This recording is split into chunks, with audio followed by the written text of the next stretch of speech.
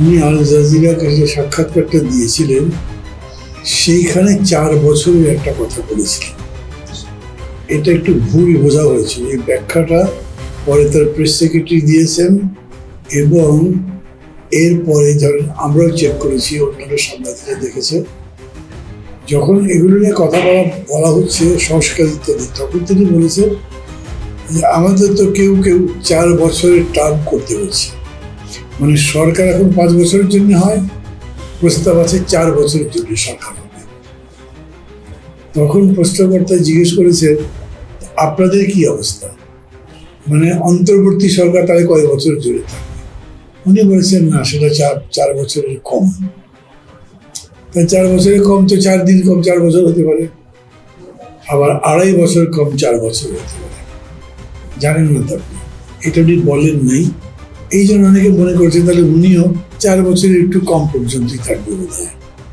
এইটা পরে তার প্রেস সেক্রেটারি বলেছে এবং এটা ইলেকশন কি বলে এই গভর্নমেন্টের স্থায়িত্ব নিয়েই বিবেচনা করতে হবে, এটা তার স্থায়িত্ব নিয়ে কথা বলা হয় এবং এটাই ঠিক। আমি এটা খুব ক্যাটেগরিক্যালি বলি, পার্সোনালি আমি মনে করি না যে ডক্টর ইউনূস কিংবা এখনকার যে অন্তর্বর্তী সরকার এরা ক্ষমতা দীর্ঘস্থায়ী করার জন্য কিছু করছে। এখন পর্যন্ত এরকম কথা বলার আমার কাছে কোনো যুক্তি, কোনো উদাহরণ, কোনো ঘটনা নেই। এখন 3 দিন পরে যদি কিছু দেখে মনে হয় তখন আবার বলবো, কিন্তু এখন পর্যন্ত তা মনে করি না। উনি ডেইলি স্টারের সাথে যে সাক্ষাৎকার দিয়েছেন সেখানে বলেছেন আমার সাথে যারা আছে সহকর্মী উপদেষ্টা ওরা তো বেশিরভাগ বলে স্যার তাড়াতাড়ি ইলেকশন দিয়ে চলে যান, আমরা তো পারছি না, যে বেতন দেন আপনি ছেলেমেয়েদের বেতনই দিতে পারি না।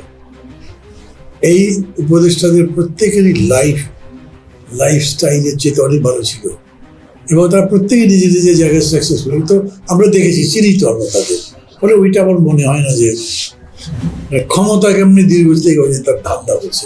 লোকগুলো রাজনীতি কোনোদিন করার জন্য বোঝে না। পলিটিশিয়ানদের একটা নিজের ল্যাঙ্গুয়েজ থাকে, কিন্তু প্রত্যেক মানুষ নিজের মতো কথা বলে, তো রাজনীতিবিদও নিজের মতো কথা বলে, এগুলো উনি বুঝতে পারছেন না। স্যার, সংখ্যানুপাতিক নির্বাচন নিয়ে আপনার মন্তব্য কি? ব্যবস্থাটা ভালো, তবে বর্তমান সময় এটা আমি বলি না।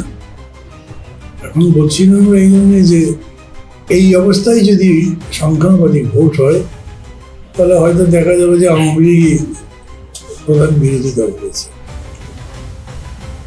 আওয়ামী লীগকে ব্যান করে দিক যদি করে তাহলে আমার এই সংখ্যা থাকছে না। তার মানে কিন্তু এটা নয় যে আমি বলছি যে আওয়ামী লীগ ব্যান করে দেবো, তা বলি নাই এখন একবার। আপনি আবার কেউ যুক্ত করে দিয়ে এদেশের সাংবাদিকদের নিয়ে আমি খুব চিন্তিত। রেগুলার নিউজ টিভিতে যদি না পড়ে, খবরও না রাখে, ডেভেলপমেন্ট না জানে, তাহলে রিপোর্টিং করবে কিভাবে? ভুল করবে তো।